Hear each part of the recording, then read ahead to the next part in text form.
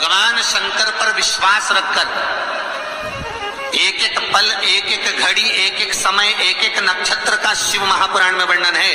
यहां तक शास्त्र कहता है कि पीपल के वृक्ष की जब भगवान शिव रचना करे, पीपल के वृक्ष की जब रचना करी गई तो उस पीपल के वृक्ष में भी कौन सा समय किसका है ये शिव महापुराण वर्णन करती है। सुबह 4 बजे से लेकर 7:30 बजे तक पीपल के वृक्ष में ब्रह्मा जी का वासा होता है। 7:30 बजे से लेकर 10:30 पौने 11 बजे तक पीपल के वृक्ष में भगवान विष्णु का वासा होता है।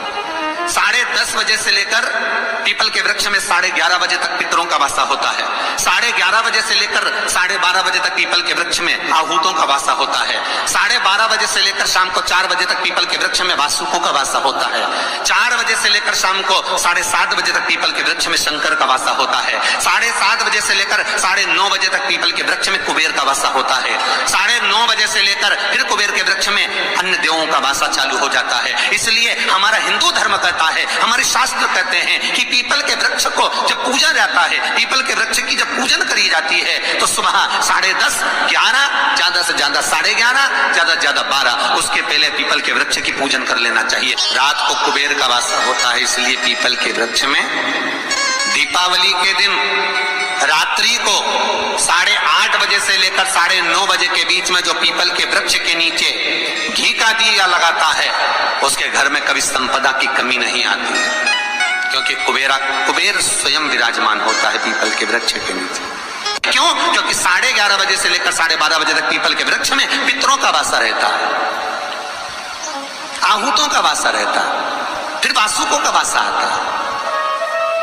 पितृ किसको कहते हैं? महाराज जो पूरी उम्र लेकर चले गए और उनके भीतर अभिलाषाएं बहुत थी, मैं ये भी करना चाहता हूं, मैं ये भी करना चाहता हूं, वो पितृ हो जाते हैं। आहूत किसको कहते हैं? जिस माता के गर्भ में बच्चा जन्म ले और मर जाए, या 6 महीने का गर्भ धारण करने के बाद अवर्षण हो जाए, जीव पड़ने के बाद 6 महीने के बाद अगर बच्चा गर्भ में भी शांत हो जाता है, कुंवारी अवस्था में शांत हो जाता है, जिसका विवाह नहीं हुआ ऐसा बच्चा जब शांत हो जाता है, अधोगति में कोई मर जाता है, सुसाइड कर एक्सीडेंट में किसी भी रूप में मर जाता है तो वो आहूत कहलाता है।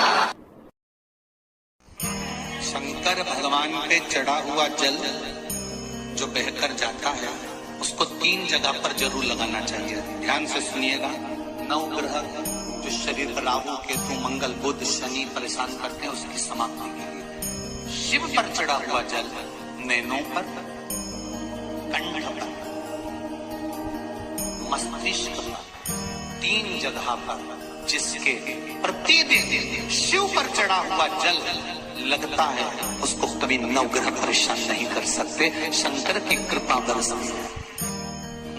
तो इसलिए शनि महाराज की दृष्टि नीचे रहती है, सामने कभी नहीं। शनि मंदिरों में जितने भी शनि मंदिर हैं, आप सारे शनि मंदिरों में जाकर दर्शन करोगे तो शनि महाराज की दृष्टि सामने है। पर शास्त्र कहता है शनि महाराज ने दृष्टि अपने ऊपर नहीं रखी, नीचे की ओर रखी है, नीचे झुका। अब लोग समझे तो ना, मंदिरों में जितने शनि मंदिर है सब मंदिरों में शनि की दृष्टि सामने रखी, जो आता है तेल चढ़ावे पूजन करने के लिए दृष्टि शनि महाराज ने अपनी दृष्टि नीचे। शनि महाराज दृष्टि कब उठाते? जब किसी को नष्ट करना हो। तुम जिस पर दृष्टि डालोगे वो जलकर भस्म हो जाएगा, ये शनि महाराज की धर्म पत्नी ने कहा। और आज शनि महाराज जी की धर्म पत्नी जिस घर में निवास कर रही है, शनि महाराज, आज शनिवार का दिन है जिस दिन अपन इस दरिद्रता से मिलने के लिए पीपल के पेड़ के नीचे आए हैं। हिंदू धर्म में ये दिन पीपल के वृक्ष के लिए पूजनीय होगा। जो भी शनिवार के दिन पीपल के वृक्ष की पूजन करेगा, दूध चढ़ाएगा या मिष्ठान का भोग लगाएगा, लक्ष्मी और नारायण उसके घर में प्रवेश कर जाएगा। लक्ष्मी और नारायण उसके घर में प्रवेश करेगा। कौन से दिन? शनिवार। लक्ष्मी जी बोली, नारायण आपने तो 1 दिन का वार लिख दिया। शंकर जी ने 7 वार बनाए हैं, रविवार, सोमवार, मंगल, बुध, गुरु, शुक्र और शनि। ये शिव जी ने बनाया। अब 1 दिन आपने अपना बना लिया, बाकी के दिन अगर कोई इस पीपल के वृक्ष के नीचे आएगा और यहां तो दरिद्रता बैठी है तो उसका क्या होगा? भगवान नारायण बोले, सुन दरिद्रता, तेरे से एक विनती है, अगर कोई भी मनुष्य इस पीपल के पेड़ के नीचे अगर 7 दिन में आता है और उसके हाथ में अगर कोई सामग्री होती है तो तू उसके घर में प्रवेश नहीं करेगी। नियम है पीपल के वृक्ष का, या तो पानी का लोटा लेकर जाओ, कुंकू का चोपड़ा लेकर जाओ, शक्कर लेकर जाओ, या पेड़ के नीचे चींटी को डालने के लिए आटा ले जाओ, पर खाली हाथ पीपल के वृक्ष के नीचे कभी मत जाओ। खाली हाथ जाओगे तो दरिद्रता तुम्हारे घर में प्रवेश करेगी। दरिद्रता उठकर खड़ी होकर बोली, नारायण तुमने अपनी मनमानी करी है, एक दिन मुझे भी मेरा चाहिए। भगवान ने कहा बोल कौन सा दिन चाहिए।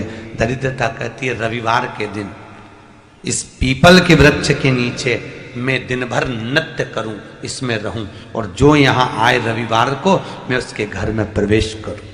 भगवान ने कहा ठीक है। दरिद्रता रविवार का दिन एक ऐसा दिन रहेगा जिस दिन तू इस पीपल के वृक्ष के नीचे नृत्य करेगी और जो आएगा इस पीपल के वृक्ष के नीचे तो उसके साथ प्रवेश करेगी। मैंने तुझे वर दिया। इसलिए हमारे यहाँ केवल पीपल का वृक्ष अगर दीवार में भी लग जाता है ना, किसी की फैक्ट्री की दीवार में, किसी के घर की दीवार में पीपल का वृक्ष अगर लग जाता है, पीपल का पौधा लग जाता है, उसको कितना भी तोड़ लो वो वापिस लग जाएगा। फिर तोड़ोगे फिर लग जाएगा। अगर पीपल के पौधे को तोड़ना है तो केवल रविवार का दिन एक नींबू, एक मिर्ची और बमूल का कांटा, ये 3 चीजें रखने के बाद में आधे घंटे बाद रविवार के दिन पीपल के पेड़ को उखाड़ कर फेंक दो। दूसरी बार कभी पीपल दीवार में लगता ही नहीं, कभी नहीं लग सकता। केवल एक रविवार का, केवल एक संडे। शनि मंदिरों में जितने भी शनि मंदिर हैं, आप सारे शनि मंदिरों में जाकर दर्शन करोगे तो शनि महाराज की दृष्टि सामने है। पर शास्त्र कैसा है, शनि महाराज ने दृष्टि अपने ऊपर नहीं रखी, नीचे की ओर रखी है, नीचे झुकाकर। अब लोग समझे तो ना, मंदिरों में जितने शनि मंदिर हैं सब मंदिरों में शनि की दृष्टि सामने रख दी। जो आता है तेल चढ़ाने, पूजन करने के लिए दृष्टि सम्मुख होती है। शनि महाराज ने अपनी दृष्टि नीचे रखी है। शनि महाराज दृष्टि कब उठाते? जब किसी को नष्ट करना हो। तुम जिस पर दृष्टि डालोगे वो जलकर भस्म हो जाएगा। ये शनि महाराज की धर्म पत्नी ने कहा है।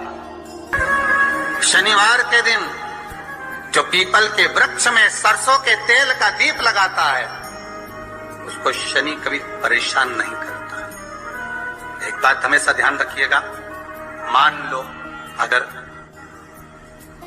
कोई भारी रोग ऐसा शनि महाराज के कारण हो गया हो, अच्छे काम करते करते उल्टे हो रहे हैं, होते हैं किसी किसी के साथ में, विपरीत परिस्थितियां आ जाती है। अच्छा करने जाओ बुरा हो जाता है, अच्छा कर्म करने जाओ बुरा हो जाता है। तो पीपल के वृक्ष की जो छाल होती है, छाल देखिए, पीपल के वृक्ष में जो छाल लगी होती है, उस छाल को घिसकर चंदन बनाकर भगवान शंकर का स्नान कराकर, अभिषेक कराकर, पूजन कराकर, पूजन कराने के बाद में पिपलेश्वर महादेव का नाम लेकर, कौन से महादेव?